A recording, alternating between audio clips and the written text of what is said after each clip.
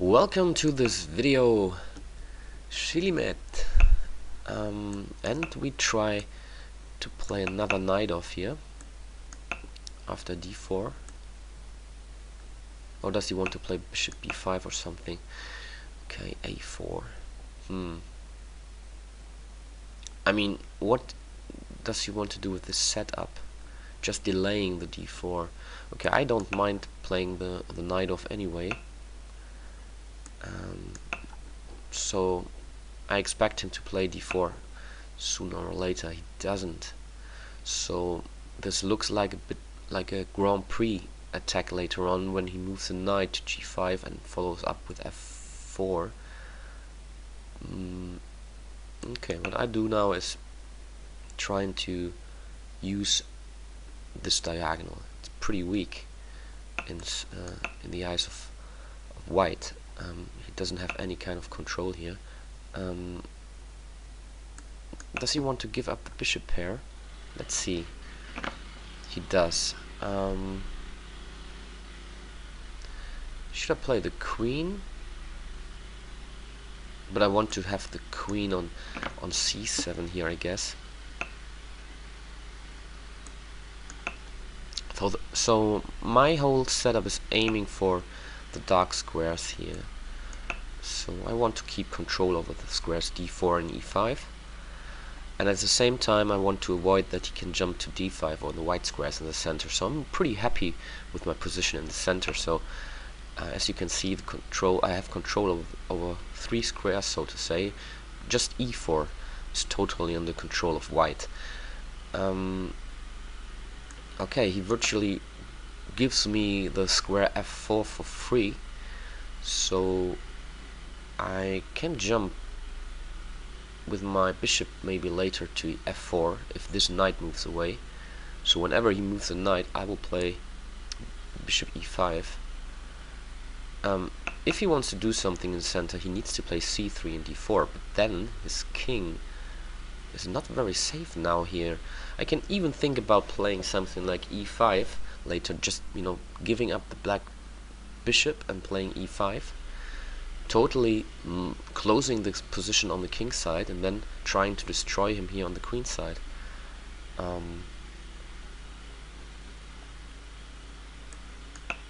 Yeah, I want to play b5 here in the right moment. And I think I also castle short. There's no danger I see at the moment for me. As long as I can keep bit control over g5, that there's no sacrifice here. I want to play b5. Maybe knight d4 also.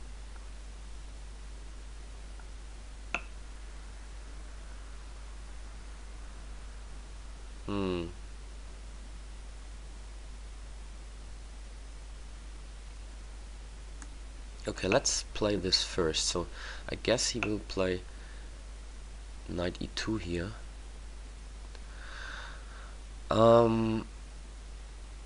Okay, so as said, now I think it's the right moment to do this, just preventing him to play f4, and now I can play knight d4 and b5, follow up with b5. This looks pretty good to me. So I get rid of my locked in bishop, so to say, in this pawn chain here, and yeah, I think I could also play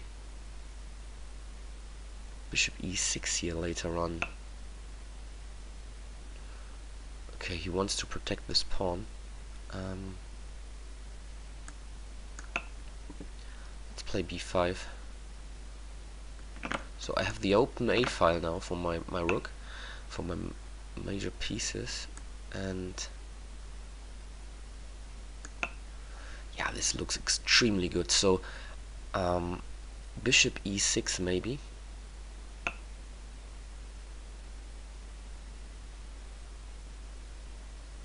I can also play b4 and follow up with queen a5.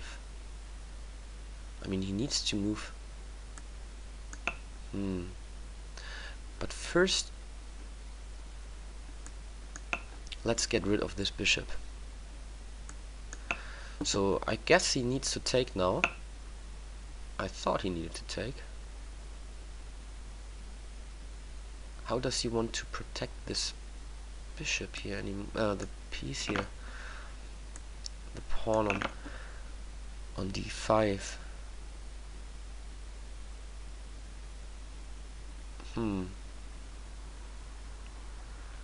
Yeah, this is pure domination in the sense that here the pieces of white are not doing that much.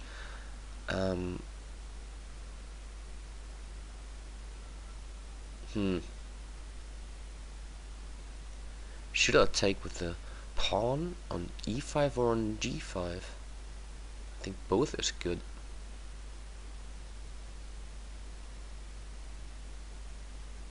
But I think I take with the e-pawn. Just that this knight doesn't come to game too soon here. So rook a1 is threat, so he needs to go back to b2 with the queen, and I can jump now to c3 with my knight. And yeah, again the black square is terribly weak for white. So knight c3, and I don't do anything here. I don't need to. It's a check, and here we come and grab the rook on g1. Otherwise, I would have played also. I could have played maybe even rook a2 here, just winning the queen. But here we have a very nice position. Okay, and this is almost a checkmate taking here.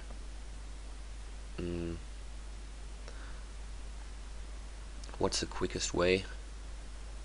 Rook f2. But on the other hand, why should I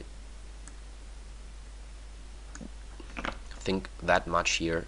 There's no way white can survive this. So I will play rook f2 next move, and then queen f3, and it's checkmate. Okay.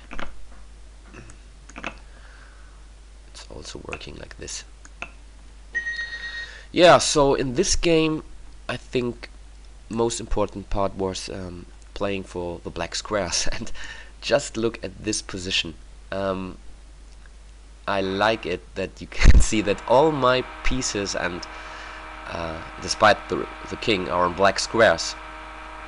So it worked pretty well when here in this position I gave up my black squared bishop. Although it's a strong piece, I wanted to avoid that white has some counterplay here,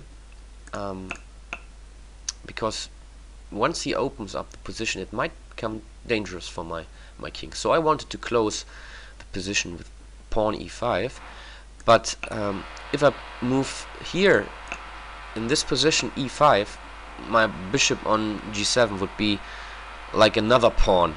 Doesn't have many squares, so I wanted to get rid of it, but waited a bit until, yeah, he commits his knight to certain squares. So yeah, here already we have a very nice position.